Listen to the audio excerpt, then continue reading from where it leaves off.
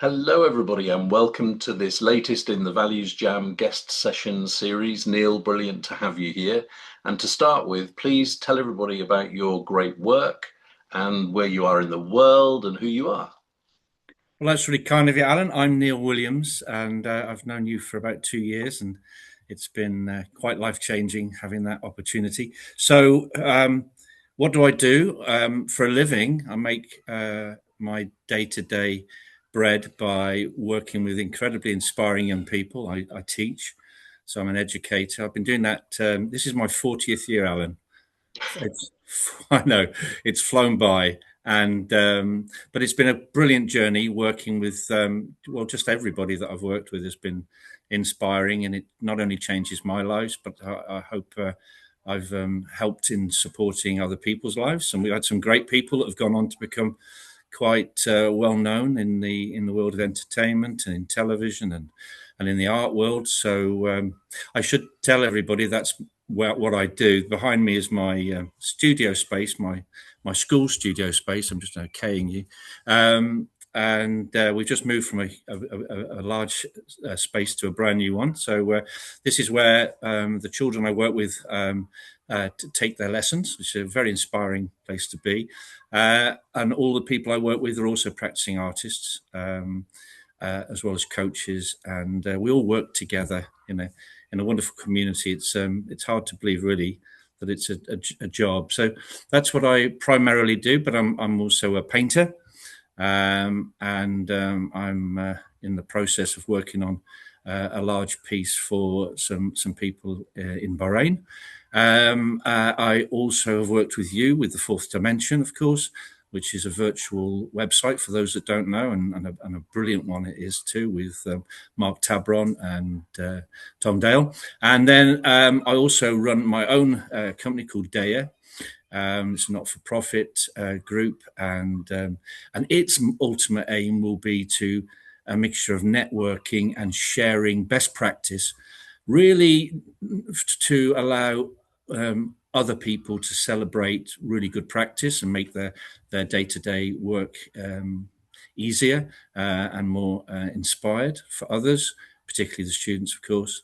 And I'm got my feet dipping in lots of other little, hopefully altruistic and caring activities. I've also worked as a consultant and a lecturer, and I've spoken at conferences such as the Marconi Institute. And just like you, Alan, I'm a member of the CCOP, the Creative Community of Practice.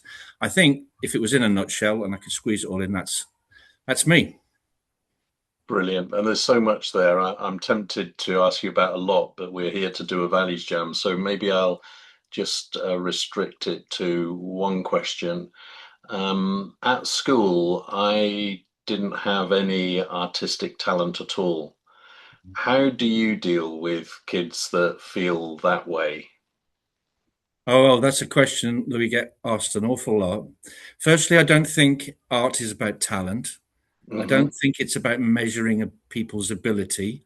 I think rather what it is about is measuring our ability as enablers and coaches to access for everybody opportunities that will make them feel that they can value what they do and be valued by the community in which they work.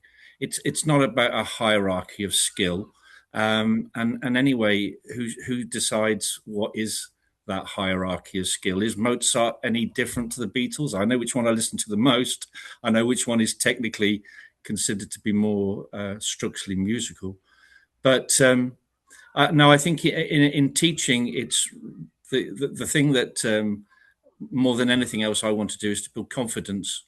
And if I can build confidence, I think that allows everybody you work with to release the real them. Because as you know, often when you confront any person, but before you, what you confront is a front, a defense mechanism. It's very rare that somebody is confident enough to walk into a classroom environment, either as a pupil or as an adult, and just be confident.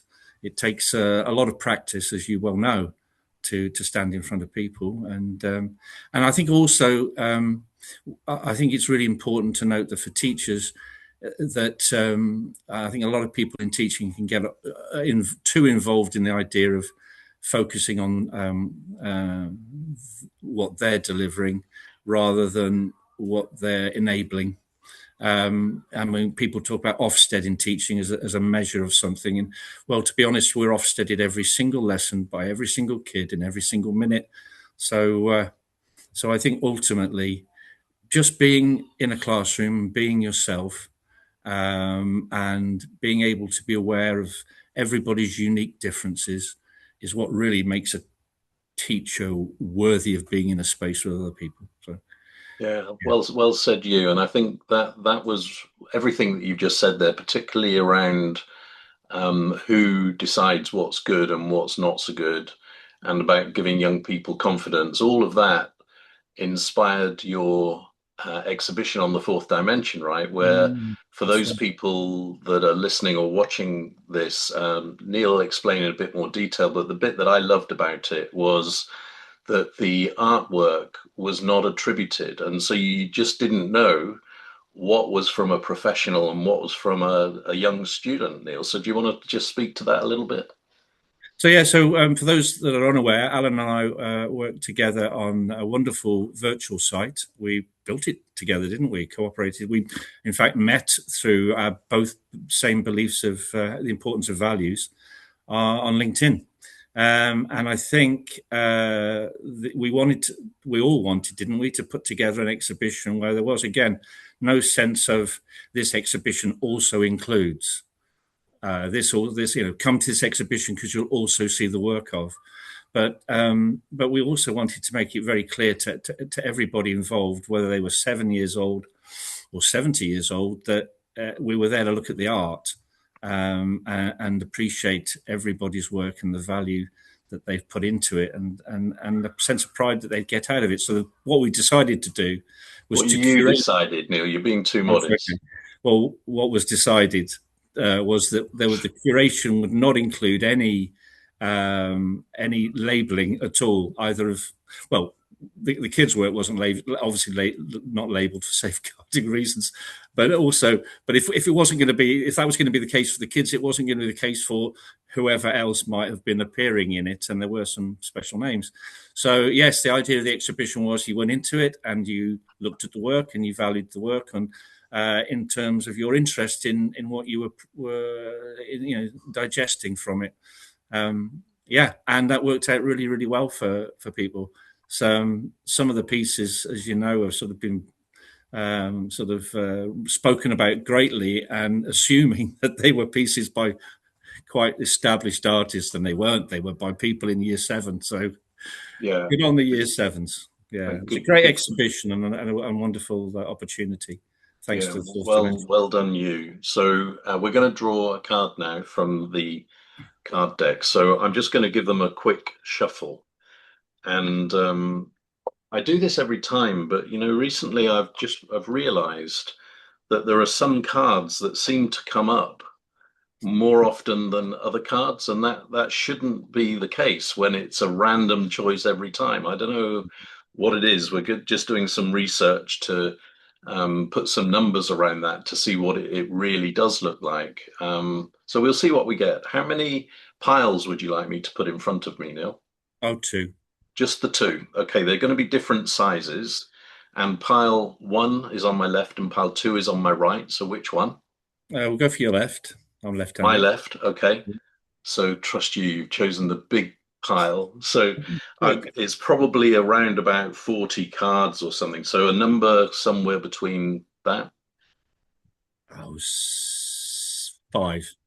Five. Okay. All right. Well, this is going to be an interesting conversation because this is the card that you've chosen. Wow, that was lucky. Well, why that reaction? What to achievement? Well, I Yeah. think I think achievement as a uh, it's a lovely word. Achievement. Achievement can mean different things to so many different people, as you know. And what is measured as achievement, I suppose, is different in different circumstances. Different, in whether it's in politics, in the news, in work, in life. it's it's a choice word, achievement. Well, But I've let's got a start lovely. to Sorry, go Alan. on. I've Go got a on. lovely story on achievement. Can I just quickly say Yeah, it? do. It's a true story. I believe it's a true story. Well, it was told me it was a true story. There was an artist in New York who put up was asked to do an installation in the city, and he put up a big billboard and some chalk and asked people to write on the board how they related to the word achievement. Okay. The answer isn't a nice answer, I don't think, unfortunately, but this is the answer. Of the people that wrote on it, some several thousand, the vast majority were people between the ages of 20 and, let's say, 60. And the word they chose again and again and again and again, would you want to guess? Failure. Almost regret. Okay. Regret. So when and that made me think about, and I often talk about that story to students in that why do we often attach to a word like achievement a negative word like I haven't, Yeah. didn't, couldn't, won't. It's rarely did, Mhm. yay, wow, and is that because the word achievement is something that we associate with measuring our own worth worthness? Is it something we measure as our place on the planet? I achieved what? And if that's the case, why do we do that? And somebody was telling me also recently about ancient Hebrew. I think they were talking about and saying that there's no negative words in it, not one. So if you want to say something negative, correct me if I'm wrong, anybody out there, but you cannot be negative using that language, I suppose, Really? because it's a yeah, and so yeah, you have to turn to alternative languages to say something negative, Okay. or go to sarcasm and say, I don't know, I don't know. But wouldn't it be lovely if we had a language, a dictionary that just didn't have the opposite of achievement in it? Negative achievement means everything you do. Yeah. And I can give you a story in return, which kind of emphasizes the point that you've made. I went for a job interview, and there was a numerical test as part of the process. And when I got there, they said, oh, you can have a practice on five to start with, just to get you used to it before you do the proper test. Hmm. So I did the practice, and a lady came in the room and she said, are you all right? Because you got three of them wrong. Oh, So I was God. like, oh, okay. Yeah, I'm fine. Let's go. And I think there were 100 questions. So I did them. And then a while later, the same lady came in and she looked surprised and she said, nobody's ever scored this high before. All right. Yeah, you got 95 correct out of the 100. Wow. And guess I'll do the same as you did to me. Guess what the answer was? I said, which five did I get wrong? Ah, So it's this thing that you were talking about how we focus on where we fall short yeah, rather yeah. than, yeah, Oh, Alan, really? What a day for you that must have been. The highest achiever, and you wondered about what did so you get this wrong? That's very competitive, or I don't know. It could be a lot of things, couldn't it? I suppose. stupid could be one of them. Right. No, I think it's what is the pressure that's associated with it. Um, we do, I suppose you from the second you're born, you're sort of expected to crawl, and then you're expected to get up and walk. And can you imagine that your little baby are crawling around? Do you think babies can understand that kind of like 20 family members staring at them, go on, get up and walk? You've been crawling for 5 days. Next door Well, neighbor was up in 2 days. Do you think yeah. it starts really early? I don't know. But the other one about babies is, can you imagine if they just gave up after the first time they fell over? Yeah, Yeah. and they Well, don't. no, they don't. They don't. They keep getting up and trying. Although there was an interesting story I heard many years ago, very similar, a story about this child that wouldn't get up and walk, and everything was done. Tests were checked on this child, and ultimately they said that it just doesn't want to get up and walk yet. Just. But it's been 3 years. Everybody else is walking up, and eventually the child was able to communicate to its parents. Said, "Why aren't you walking yet?" And the poor child turned and said, "Well, it's really interesting. I've got good eyes. I like to look. I like to observe the world around me. And I noticed next door neighbor brought them around to encourage me to get up. And they walked across the living room and fell over 3 times. And you lot laughed at them. Do you Oh, remember? And then you took us to the swings. And if you remember, that another child you brought along to encourage me, they got on the swings and started swinging and they fell off. And you lot laughed at them. Do you remember? I don't want to be laughed at. I'll start bless. walking when you're not around. And if I fall over, I fall over. But you won't be laughing. And No, I but wonder so if let's get into this values jam. So okay. not to say that we haven't, but the first question is, what does achievement mean? And we've started to kind of explore that a bit. And then there's a follow-up part to the question, which is more tapping into our imaginations. And it is, what does achievement look, feel, and sound like? So take either the technical answer first or take the more imaginative answer first, whichever you prefer. So when you say the technical answer, Alan, do you mean what is the dictionary What is it? definition Well, to you, what does to me? achievement mean? Yeah. Um, Achievement means to me seeing an environment around me where things are proactive. Proactive because there's nothing enabling negativity to happen. And I know it sounds very arty, ethereal answer, but I think in teaching in particular, the thing that you dream about that's a dream you want to forget is when you dream about nobody listening, nobody doing anything, everybody running around and climbing on the tables. It's quite a common dream, I think, in teaching for people where there's just chaos and that you're not having any ability to stop it. So I think regardless of that, I think I feel that you are achievement is feeling that your place in your community, your environment, is making some kind of a difference, Yeah. Okay. positively, hopefully. Yeah, and I'm similar to you. I'm thinking that I relate achievement to accomplishment, if you like, or being able to say, this is how much better it is now than it was before because of what I contributed either on my own or as part of a team.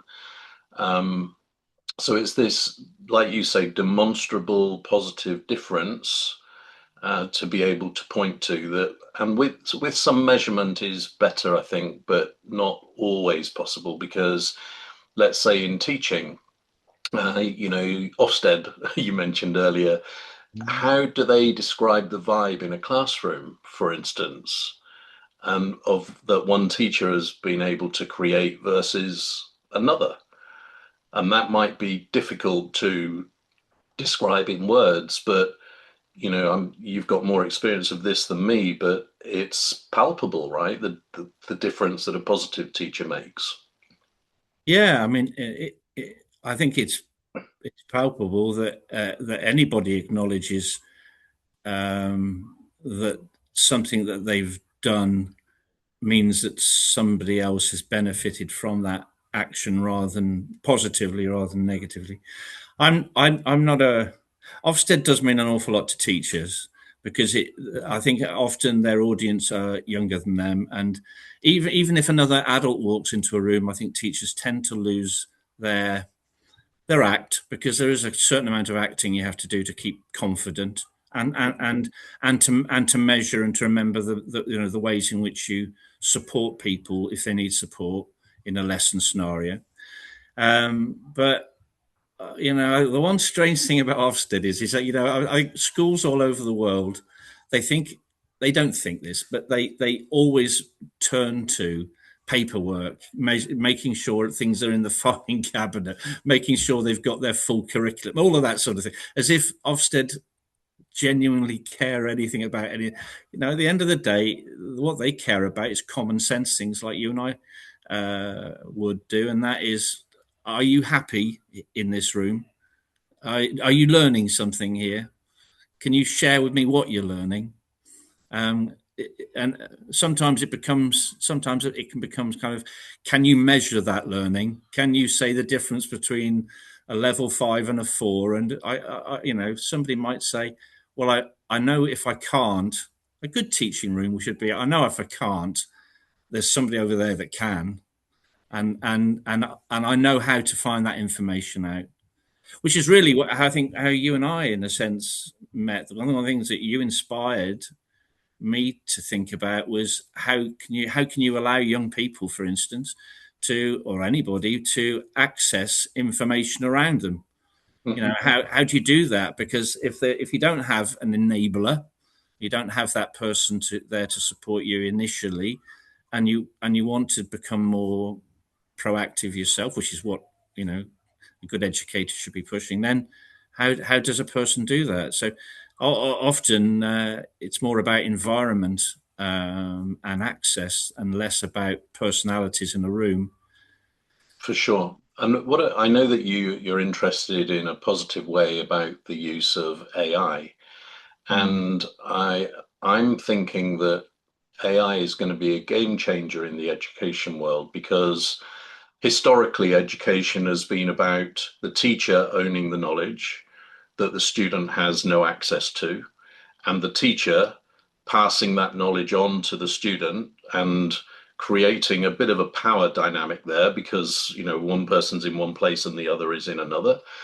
But now knowledge is universal and it's accessible to all or many, and so the role of the teacher becomes something very, very different now. And you talk about the enabler and the facilitator. So in what way do you think that is going to have an impact on achievement in education and the assessment of achievement? I mean, access is a double-ended sword, and has in everything in life, isn't it? But do you know what? There's a George Bernard Shaw, I think, was quoted on saying about teachers. He said, "Those that can do, those that can't teach." And I think that says more about the world he was living in, Yeah. and the lack of ability to enable the whole community to achieve. And in fact, it wouldn't have been the status quo for that period to have everybody thinking. How many people, the children of people that didn't have the same opportunities and privilege as others, were poets and musicians and singers and writers that we'll never, ever, ever find out. How many people that, and this is an important point for me, I think, because I have so much deep respect for my own father in this respect, who is a great writer. He's a writer. He's fortunately now written two fantastic books, and he's a good painter, and he is a poet, and he is an incredibly articulate human being. But that's in my interaction with him, an awful lot of his life has been putting that aside to make sure that myself and my brother were given opportunity. And again, there's that, in society, how often do people, once they have children, do they put aside their own ambitions and thoughts? But I think AI, for all of its negative press, and rightly so, and its positive press, and rightly so, AI may give people an opportunity to find time to be themselves. And time has made a big difference to everybody, hasn't it? I mean, I watched a program the other day, and I know you may have seen it I think it was on television, which was looking at the role of people living at home. Let's call it the housewife. We don't want to use anymore, but at those times, the reason that you're a housewife is because you couldn't get out of the damn house all day, because it took all day to cook a meal. And do you know what I mean? before fridges, before this, before that, before microwaves, before takeaways, people, it would take you all day just to do the things that are needed. If, you know, as a person like me that lives alone, I'd never get out of the house. Would be able to come to work if I wanted to keep my house in presentable form. It's what we're learning, the technology changes can be, if it's used positively, be a life changer for all. You know, everybody can be the poet they want to be. Everyone can be the writer. I've got a friend now who used to be a student many years ago, many years ago. And she was absolutely desperate to become a painter, but her parents wanted her to be a doctor. So she dutifully followed that direction and became a doctor. She then became a surgeon. Now in conversation, she wants to be a golfer. And I say, well, you're a surgeon. When do you find time? He said, well, on average, I only do 2 days a week surgery now. Well, what do you do for the rest of the time? She said, I asked. And she said, well, I'm painting. I've got my studio. Matter of fact, I thought, well, I didn't know you had a. But now I'm really interested in golf. I'd love to take up golf profession. I think, well, that's three things. You're a surgeon. One would assume that's a, you know, a 24-hour job, and as we now know, the world is changing. You can, you know, what will people who in their 15, 16 years old now, they're going to be doing jobs that don't exist. They're going to be working with tools that haven't been invented. They're going to be living where perhaps the idea of a job doesn't even make sense to them. You know, a job. Oh, Yeah, I when just I do what I mean, like doing. listening to you, that whole paradigm about having a single reason for living seems very antiquated because I remember sitting next to a guy this is a long time ago, about 15 years at a wedding. I didn't know him. He was then looked in his 60s. And I said to him, you know, the same old question as we used to ask each other, what do you do? And he said, well, I'm retired. But I was an accountant for 40 years. Mm, And then he said, I hated every single day. gosh. And I just remember thinking, how sad that somebody has basically wasted a life. Yeah. And also that singular dimension. Whereas now, I said to somebody recently, when somebody says to me, "What do you do?" I can't answer that question anymore because Mm, you know we have multiple interests which don't seem to be particularly well connected. In my case, I'm able to explain that there's a golden thread of values that runs all the way through that explains somehow how they are connected. But for instance, your surgeon, artist, golfer, why not? yeah. Well, exactly. Why not? What would you do, Alan? What's your? I mean, you're a very diverse individual anyway, aren't you? You do many things. Is there something you haven't done that you wish you had have done, but perhaps you can't do or not anymore? Or Um, it's funny that you ask actually, because I don't know whether you will know this movie. Now, what's it called? Foster Boy, no, don't know it. and it's about a lawyer who is given this case by his judge, and the judge explains that as a lawyer you are obliged to work pro bono for a certain amount of the hours that you are in law. Mm. And he represents a young kid, and it's their story, the story of their relationship. Anyway, when I was sharing feedback about this film, one of the things I said was that I really appreciated how every scene seemed to be aesthetically pleasing, and it Mm. really captured the emotions of the relationship between these two characters. And I remember thinking, wow, I wonder how these guys produce a movie. You know, that Oh, must be yeah, amazing. yeah. So that might be something that if I was younger, I might be interested to explore a bit further. What about you? Is there anything that Oh, you've not done that you would want to do? oh.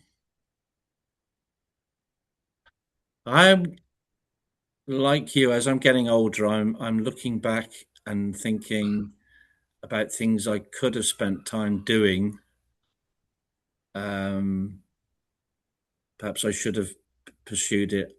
I always loved playing cricket. I'd love to have gone on to play professional cricket. Would you? What Yeah, did you bowl talent. back? Oh, so I did both. Yeah, Okay. I did both. But I was a sort of medium quick bowler, seam bowler, and then and number four batsman. But never quite enough to make it to the level I'd love to have tried to. I played county cricket, youth Did cricket. you? Yes, Gosh. I did. Which is yeah. So I feel sorry for cricketers. I don't know if you've ever been to a big cricket match, but there's if Yes. you bowl a bat, or it's like you bowl a bat over and you go and stand on the rope and listen to about 40 people telling you how rubbish you are. Yeah. Yeah, I never had a very good relationship with cricket because I didn't come from a very privileged background, and of course, with cricket, you needed to wear the right stuff, all of that. yeah, And then I remember when I was 10, I remember this as if it was yesterday.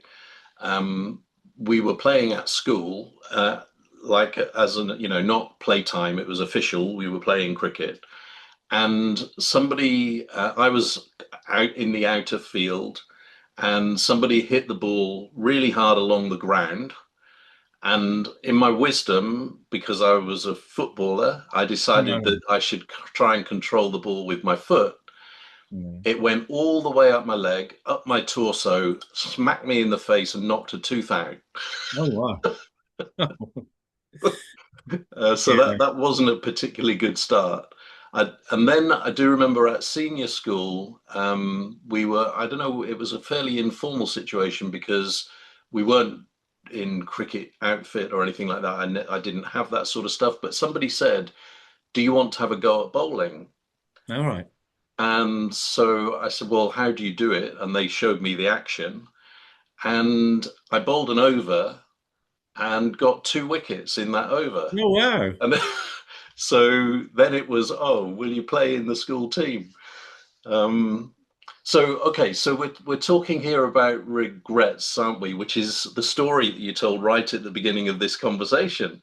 But Yeah. the thing is, when we start to get into these sort of conversations, I think the what we don't admit to ourselves is that we never would have known what would have happened if we had pursued that route. Mm. So, somebody was telling me a story the other day about a conversation with a taxi driver, and the taxi driver was saying, "Oh, 20 years ago, I had the chance to buy this property in Essex, and it was only this much, and just think what would have happened." And it's like, well, you don't know what would have happened. Yeah. And we make up this brilliant story of what might have been that is based on nothing. Yeah. So often we have this conversation with children. It's a fascinating conversation, but what creates your personality? What makes the person you are? And I Yeah, suppose on a sort of chemical level, what is it? It's well, I've absorbed all of this stuff, and I've done something with it. Neurology has made me do something with it, and that's who I am. But if I'd have been raised by wolves, I'd have been barking. And, if I'm running around on all four legs, you just don't. You're absolutely right, aren't you? You just don't know. If you imagine that, and if you think about it, that's kind of daunting thing to think about, Alan, because it's like every day you're absorbing information, and every day you're becoming a new, in your case, a new Alan Williams.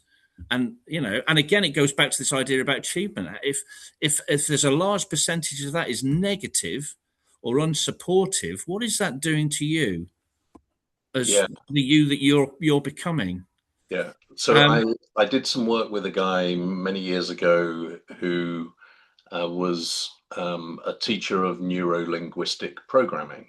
mm, And he told the story of, and for those people that are not familiar with neuro-linguistic programming, it's basically the effect that language has on the way you behave, very, mm, very simply.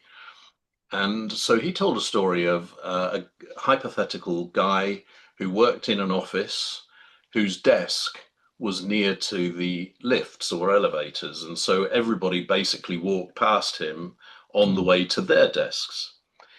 And he said, just imagine that hundreds of people walk past him in the morning and say, "How are you?" And he says, "Not bad." And every time he says not, and every No. time he says bad, that's reinforcing to himself. And then he made the point that the guy has a choice as to what his response is. And what he could say is, "I'm excellent, thank you," or Yeah. "I'm great." And Yeah. It'd be again, annoying, wouldn't it, though, for everyone? yeah, well, Oh, I'm not even gonna ask you. Just gonna yeah, walk no. on. Love him. Now, I know that you're a creative person, so I'm really curious about this imaginative answer to the question. So, when you think about the word achievement, Mm. what images come to mind? What feelings come to mind? And what sounds come to mind? Mm. These are getting harder, aren't they, Alan? You've planned all this. Are you sure achievement wasn't the only card in that pack and you've got all your questions written out? Oh, I don't know. When I think of achievement, access for music is an important word. Access makes a big difference. It's made a huge difference. Again, this is technology. Made a huge difference to me, access. I think access is an important word to follow, to think about, Alan, because everybody, everybody's has got a predetermined opinions about things, but I wonder, in terms of, how when I listen to music when I paint. In fact, I couldn't work in silence, but I know that other people. When my father's writing, I think, and maybe it's because he's writing, he'll say, "Turn that music down or turn it off. I can't think." I can't think without it on. Is that a generational thing? Is that I don't know. So it inspires, doesn't it? Certain musics and different types of music. Um, so I've lost my thread. I think I just think with anything that's about creativity, access to anything of any of the senses, in terms of achievement, comes comes from access, comes from the idea that if I can get to it, my biggest stumbling block every day, Alan, is thinking, oh, I need something to listen to before I start painting, and I can't think. And I'll think, is it the Cranberries, or is it the Crewberries, or is it the, oh God, I can't remember. I'll spend 20 minutes just trying to remember who it is. And then by then I've moved on. So, yeah, not the best answer from a creative person to that one, I'm afraid. But That's okay. It's yeah, I'm okay. not sure. And so, are you reminding me of an artist that I know in the US? And she it's a bit like you just described. She cannot paint without listening to music. And I think that's great. And I remember when I worked in the corporate world, and I was quite young, I thought, wouldn't it be good to get to be so senior that you've got Mm. your office? And if I get to be that senior, I'm going to be able to play Jimi Hendrix and Cream in Yeah. my office. And then when I got reasonably senior, I couldn't have music in my office because I needed to be able to think, you know? Oh dear. Is it Google where you can be anybody? You can give yourself any title you like, and it's a way of. Oh, I You don't know, know. it's I one don't of the know. big companies that says, well, if you want to say you're an executive, blah blah blah, then you can say Go it. But ahead. yeah, but I'm just serving. I'm doing this. Yeah, yeah. But call yourself what you like. It really doesn't matter because there's no status here. We just want you to enjoy yourself and do well. So for Okay. yourself. And oh, and I think Alan, that brings up something that I do. I think achievement really is important, and it's about measurement. Do you know everybody tends to, when they measure other people, particularly adults, I find anyway, they're always quick to give you advice on things you could do better, and they're always very good at picking out the things that they didn't feel went as well as they could. Yeah. And then, do you know what? If someone just walked through the door and said, "Do you know what? I could have cried in that lesson. I loved it. Was lovely seeing all those kids engaged, and you clearly want to be there with them. If somebody did that, well, I hope I do that when I'm talking to my colleagues, and they wrote it down on your profile, and went away, and just forgot for one day about saying, well, you could have done this, and what about tweaking that? Which you know you can, which you analyze yourself anyway all of the time because you care because you want to do well. Why else would you? You don't need. It's nice to have someone else to reiterate points about yourself that you know you want to try and improve.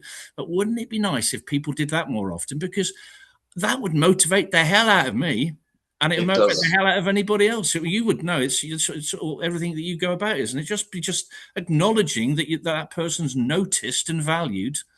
There's the word. Here's a story. I was invited to speak at the RAF club in London to a group of country club business managers, and I got there early to suss out the room and all of the rest of it. And it was so early that the cleaning before the operation kind of went public was still happening. Mm. And there was a little lady who was polishing the brass handrail of this what do you call it? Not circular, but when a spiral staircase. Okay. And she started at the bottom and finished at the top, which is where I was standing. And I just watched her for a while because I love watching people doing a really good job that are interested Yeah. in doing what they're doing. And when she finished, I just went over to her and I said, I can tell that you really were doing the best job that you possibly could. And look at that brass handrail; it looks fantastic. Yeah. And she walked off. You could see that she walked off like walking on air. It Yeah. was, and yet I also understand what this thing about you pick out the stuff that could be better. I something I don't like about myself sometimes is that I am naturally drawn to imperfections. So if Yeah. you show me a document, I'll go straight to the one typo no matter how beautiful the rest of it is or how good it is. And I can't help myself. I'm like, oh, No. there's an apostrophe missing there. But Um, that's saying something about you, Alan, isn't it? It's not necessarily, you know what I mean? It's it's your hang up, not the person's hang up, and it's not necessarily what they might want. yeah, Well, you know that's that right. And it content is they're this interested. is this thing about both people understanding the other as well, right? Yeah. So just because you mention that first doesn't mean to say that you don't appreciate the rest. And equally, I need to remind myself that it's better to appreciate first and then point out, so to do it in proportion, basically. Yeah. But sometimes I can't, I don't know what it is. I'm just drawn to things that are not right or stick out. Maybe that's some sort of neurodiversity. I don't know. We're learning so much more all the time in that space. And I think, whereas like when you and I were growing up, it was, oh, that's the naughty boy or the naughty girl, and why are they not able to pay attention? Whereas now we understand that we're all basically on the spectrum in some way or another, Yeah. probably. Yeah. Um, okay, and then I must share with you the when I think of achievement, the image that comes to mind is my 50-yard swimming certificate. Oh, well done. Now, in It's not Values Jam, sinking. Neil, in Values Jam, there's also an opportunity for you to ask a question. So I'd like to invite you to do that now. So it is ask your own question about achievement, and either you can give your answer immediately or else you can ask me and then respond to mine. Beginning with the question beginning with who, what, where, when, why, or how. What are you curious about? How do we create a world where everybody feels personally confident that they have a place within it? That would mean that everybody around them also, just by being in that world, could live the short time they spend on this planet as a human being, not a pigeon, not whatever, and get the absolute most of the time that they do spend on it. Yeah, I think that would be the question I'd ask. How could we create a world where there was no need to feel that your achievements need to be measured by power or greed or status or money or the amount of people listening to you, or just that you can be comfortable being you, and that everybody around you valued you and you knew it, I Hmm. think. It's a deep question, right? Because I was when I was listening to the beginning, I started to formulate an answer, and then you ruined it with the last bit at the end where you said everybody values you. And I'll share with you what I started to think about. I was thinking, well, actually, a good role model for what you're describing is the artist or the musician who paints or writes music not to be admired by everybody else, but for their own pleasure. And if some people enjoy it, great. And if others don't, that doesn't bother them, right? It's my work and I'm doing it for me. And so I think that is part of the answer, but actually it doesn't answer the bit about everybody values them because, some people say, oh, your work's rubbish. Well, it's having the strength to not really be bothered by that and continue because you want to. And I use this comparison between the kind of manufactured boy band that sells millions or billions of records or whatever it is, and then the small cult group who don't have all of those sales, but actually they're Mm, appreciated far more deeply by the people that do follow them. mm. And so maybe there's something in that. What are your thoughts in response to your own Well, question? that's an interesting question for a creative person because um, accessing creativity has nearly always been for the individual a position of privilege. Yes. When it's when I was thinking about something, what have artists got in common? Well, most of the things they've got in common is they're all stinking rich, and that's given them connections, and that's why Monet paint. Yes, they went through poverty, but often to a certain extent, perhaps through it as an affectation. I mean, Picasso, oh, I can only paint in blue. No, come on, that's nonsense, Picasso. I've seen the size of your studio, all right, and I can't heat the fire.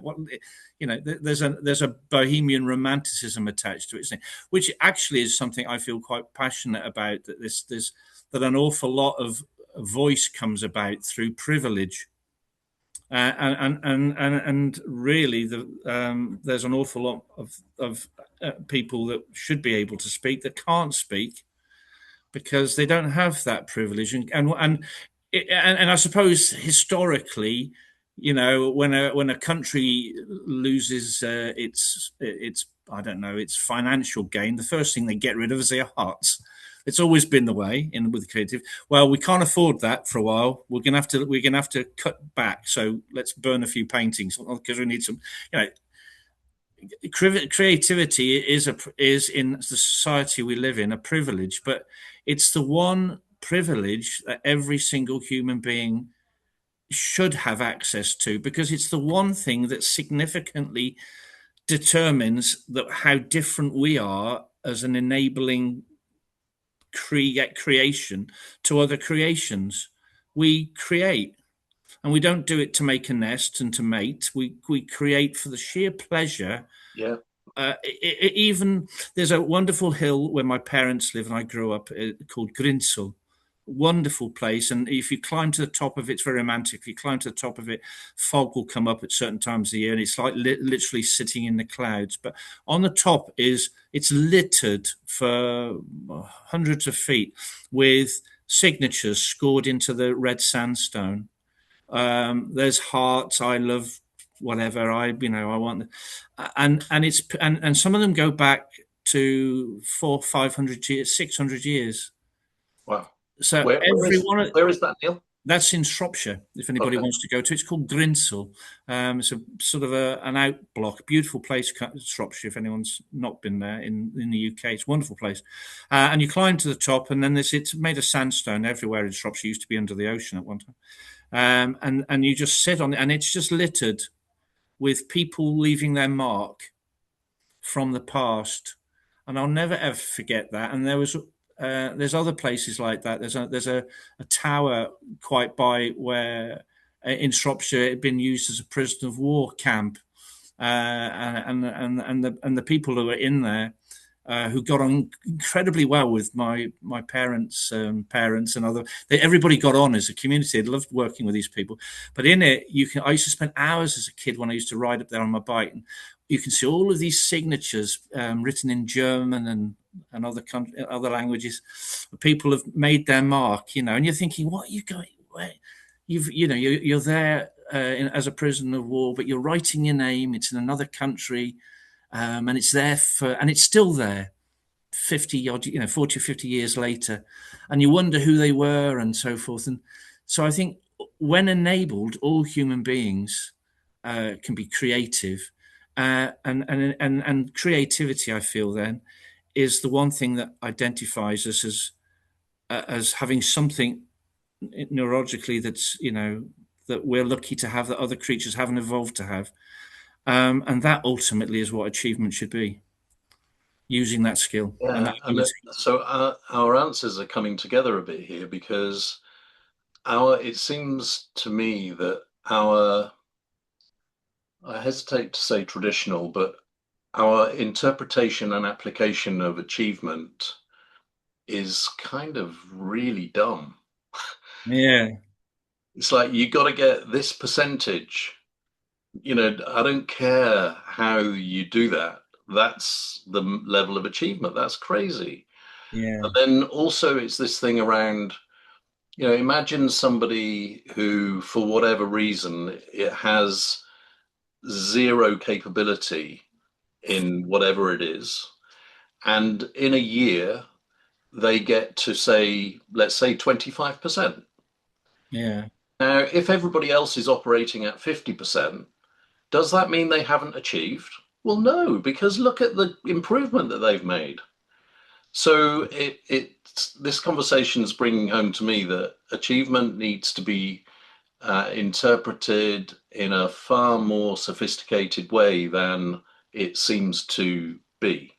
mm, Um, and actually, I've got a story for you, which brings together what you were talking about privilege and art. So when I was at school, when I was 13, I think I must have been. We were asked for a homework project to choose any photograph from this book about Devonport Dockyard, because I went to school in Plymouth, and to do a drawing. Now, I think it was a geography lesson. It wasn't even an art lesson, but that's what we had to do.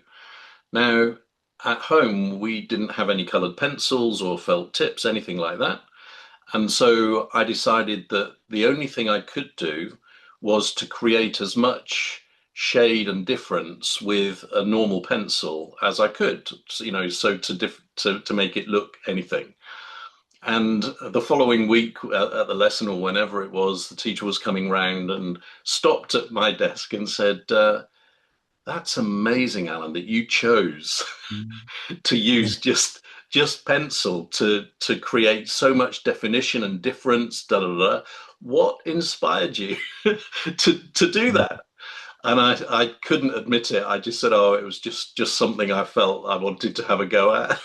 I got No, too embarrassed to say we did. That's the only thing that we had. no, But it's to your point that there are probably so many young people that are not from a privileged background that can't afford the materials, and that there is probably loads of talent just disappearing. yeah, yeah. And it makes you wonder what kind of world it would be, wouldn't it, Yeah. if everybody accessed themselves and had the opportunity to do Now that. It'd be that a is paradox, uh, wouldn't that is a brilliant moment, I think, for us to draw this to a close. So repeat that question. What kind of a world would it be? Go on.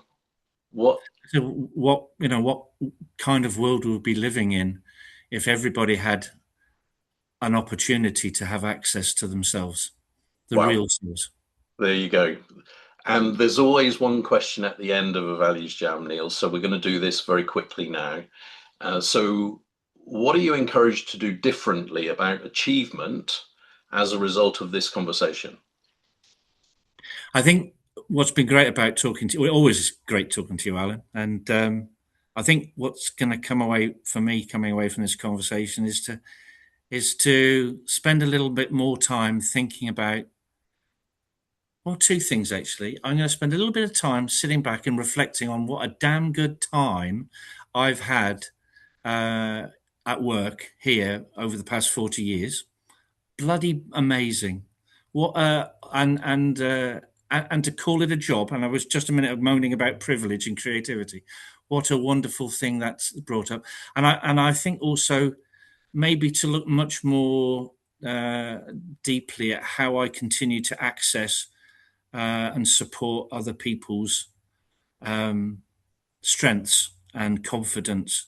I think the main thing that's going to come away from me is from this is that if I want to support other people with their achievements, I've got to create a much more inclusive environment than I hope it already is. But that's a continuing thing to develop, and part of that will be something that you introduced to me, which is that opportunity to talk to people you've not spoken to before, and on a day to day basis, improve your confidence as a human being through access to broader differences and broader thoughts.